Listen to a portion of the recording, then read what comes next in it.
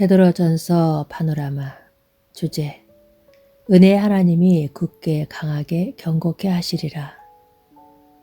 베드로전서는 너희가 이제 여러 가지 시험을 인하여 잠깐 근심하게 되지 않을 수 없었으나 함과 같이 현재 시련 중에 있을 뿐만 아니라 사랑하는 자들아, 너희를 시련하라고 오는 불시험을 이라고 말씀이 말해주듯이 더 큰 불같은 시험이 다가오고 있는 배경에서 기록이 된 것입니다. 다가오고 있는 불같은 시험은 네로의 박해입니다. 이를 예견한 사도 베드로가 이 서신을 기록하게 된 동기는 이들을 경고케 하여 불같은 시험을 능히 감당할 수 있도록 격려하기 위해서입니다. 그러므로 베드로전서의 요절은 5장 10절입니다. 모든 은혜의 하나님 곧 그리스도 안에서 너희를 부르사 자기의 영원한 영광에 들어가게 하신 이가 잠깐 고난을 받은 너희를 친히 온전케 하시며 굳게 하시며 강하게 하시며 터를 경고케 하시리라 하고 말씀합니다. 그러면 성도들을 경고케 해줄 수 있는 것이 무엇일까?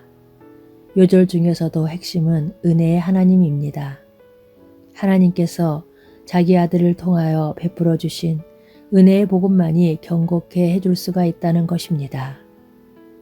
사도 베드로는 복음서를 기록하지 않았고 단 2편의 서신만을 전해주었을 뿐이지만 이 서신 안에 복음의 요소들이 농축이 되어 있습니다. 사도는 하나님의 은혜의 복음에 근거하여 불같은 시험을 당하게 될 성도들을 굳게 강하게 경고케 해주고 있는 것입니다. 그러므로 최우선적으로 베드로전서에 나타난 하나님의 은혜, 즉 복음을 살펴보아야만 합니다. 사도는 서두에서 곧 하나님 아버지의 미리 아심을 따라 성령의 거룩하게 하심으로 순종함과 예수 그리스도의 핏부림을 얻기 위하여 택하심을 입은 자들에게 편지하노니 합니다. 누구들에게 이 편지를 보낸다고 말씀하고 있습니까? 하나님 아버지의 미리 아시고 택하심을 입은 자들, 예수 그리스도의 핏부림을 얻기 위하여 부르심을 입은 자들, 성령의 거룩하게 하심으로 순종함과 2절 한 절 속에는 하나님의 택하심과 그리스도의 구속하심과 성령의 거룩하게 하심, 즉 삼위 하나님의 사역이 다 들어 있습니다.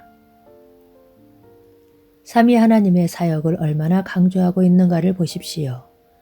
한 사람의 그리스도인이 태어나기 위해서 성부 하나님은 오직 너희는 택하신 족속이요 왕같은 제사장들이요 거룩한 나라요 그의 소유된 백성이니 한 택하시고 성자 그리스도는 너희가 알거니와 너희 조상의 유전한 망령된 행실에서 구속된 것은 은이나 금같이 없어질 것이로 한 것이 아니요 오직 흠없고 점없는 어린 양 같은 그리스도의 보배로운 피로 한 것이라 하고 성령에 의하여 너희가 거듭난 것이 썩어질 시로 된 것이 아니요 썩지 아니할 시로 된 것이니 하나님의 살아있고 항상 있는 말씀으로 되었느니라.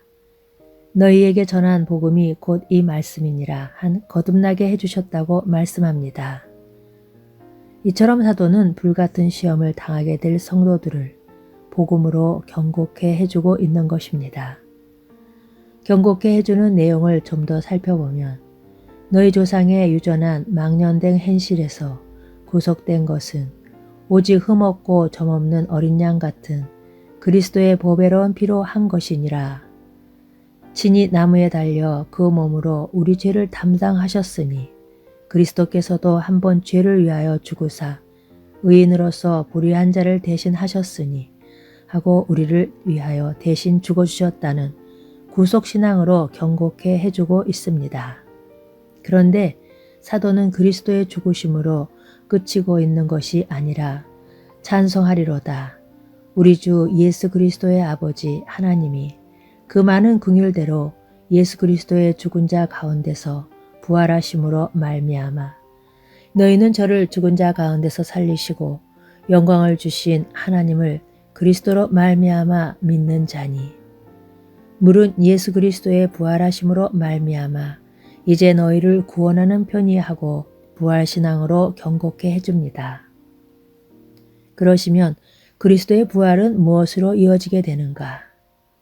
너희 믿음의 시련이 불로 연단하여도 없어질 금보다 귀하여 예수 그리스도에 나타나실 때에 칭찬과 영광과 존귀를 얻게 하려 함이라 하고 제 이름으로 나아갑니다.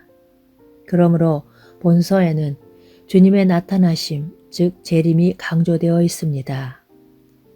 너희 믿음의 시련이 불로 연단하여도 없어질 금보다 더 귀하여 예수 그리스도에 나타나실 때에 칭찬과 영광과 존귀를 얻게 하려 함이라. 그러므로 너희 마음에 허리를 동이고 근신하여 예수 그리스도에 나타나실 때에 너희에게 가져올 은혜를 온전히 바랄지어다 합니다. 장로들에게도 그리하면 목자장이 나타나실 때에 시들지 아니하는 영광의 면류관을 얻으리라 하고 재림신앙으로 경고케 해주고 있습니다.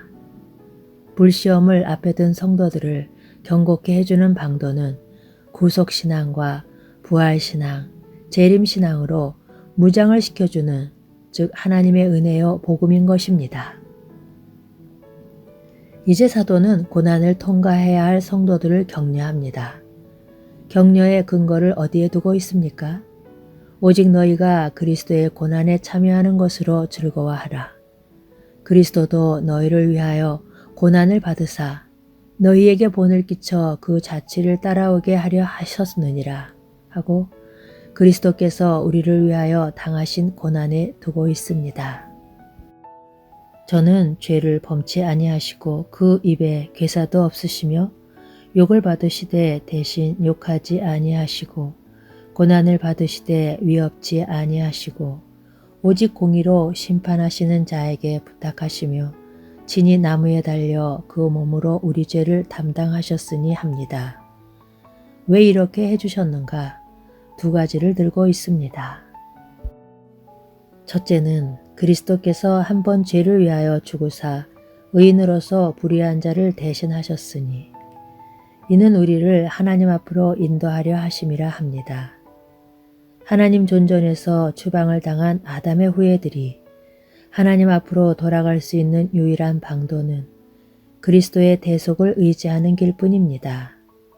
둘째는 이는 우리로 죄에 대하여 죽고 의에 대하여 살게 하려 하심이라 합니다. 우리 옛사람은 이미 그리스도 안에서 죽은 것이다. 이제 내가 육체 가운데 사는 것은 나를 사랑하사 나를 위하여 자기 몸을 버리신 하나님의 아들을 믿는 믿음 안에서 사는 것이라는 그런 뜻입니다. 이를 아는 자는 그리고 믿는 자는 너희를 시련하려고 오는 불시험을 이상한 일 당하는 것 같이 이상히 여기지 않게 될 것입니다. 도리어 오직 너희가 그리스도의 고난에 참여하는 것으로 즐거워하라 합니다. 사도는 다가오는 불같은 시험을 하나님 집에서 심판을 시작하실 때가 되었나니 만일 우리에게 먼저 하면 하고 심판으로 보고 있습니다. 그리고 심판의 첫 대상은 하나님의 집, 즉 교회라는 점을 유념해야만 합니다. 에스겔서에서도 내 성소에서 시작할지니라 하시매 그들이 성전 앞에 있는 늙은 자 장로들로부터 시작하더라 하고 말씀하십니다. 왜냐하면 교회 안에는 좋은 씨만 있는 것이 아니라 가라지도 있고 알곡만 있는 것이 아니라 쭉정이도 있기 때문입니다. 그러므로 불같은 시험은 이를 가려내는 역할을 하기 때문입니다. 그러므로 너희는 정신을 차리고 근신하여 기도하라. 속담에 범에 물려가도 정신만 차리면 산다는 말이 있듯이 정신을 차려라. 자신이 누군가 하는 정체성을 망각하지 말라는 격려입니다. 사도는 서신을 마치면서 모든 은혜의 하나님, 곧 그리스도 안에서 너희를 부르사 자기의 영원한 영광에 들어가게 하신 이가 잠깐 고난을 받은 너희를 온전케 하시며 굳게 하시며 강하게 하시며 더를 경고케 하시리라 하고 격려로 마치고 있습니다. 이 말씀 안에는 고난과 영광과 잠시와 영원히 대조되어 있습니다. 그리고 핵심은 하나님의 은혜입니다. 은혜의 하나님께서 그리스도 안에서 우리를 영원한 영광에 들어가게 하기 위하여 부르셨다면 잠시 받는 고난은 너희를 친히 온전케 하시며 굳게 하시며 강하게 하시며 더를 경고케 하는 연단일 뿐이라는 말씀입니다. 하나님의 능하신 손 아래서 겸손하라. 너희 염려를 다 주께 맡겨버리라. 근신하라 깨어라. 그 영혼을 미쁘신 조물주께 부탁할지어다. 그리고 결론은 이것이 하나님의 참된 은혜임을 증거하노니 너희는 이 은혜에 굳게 서라 합니다. 그리스도 안에 있는 너희 모든 이에게 평강이 있을지어다.